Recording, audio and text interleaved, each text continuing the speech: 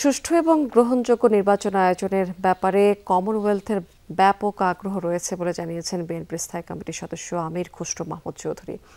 সন্ধ্যায় বিএনপির সাথে সফররত কমনওয়েলথ প্রতিনিধি দলের বৈঠক শেষে এক ব্রিফিংয়ে কথা বলেছেন তিনি।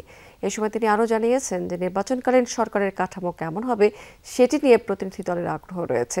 তত্ত্বাবধায়ক সরকারের অধীনে হবে কিনা সেটিও জানতে চেয়েছেন তারা। বলেছেন, জুলাই সনদ বাস্তবায়নের ব্যাপারে জানতে চায় কমনওয়েলথ প্রতিনিধি দল। এই ইস্যুতে প্রায় সব দলেরই সম্মতি রয়েছে বলেও তাদেরকে নিশ্চিত করা হয়েছে বিএনপির পক্ষ থেকে। তাছাড়া কোনো কিছু বাকি থাকলে পরবর্তী নির্বাচিত সরকার সেগুলো বাস্তবায়ন করবে বলেও জানানো হয়েছে। নির্বাচনের সময় কমিশনের শক্তিশালী ভূমিকা পালনের কথাও উঠে এসেছে এই বৈঠকে।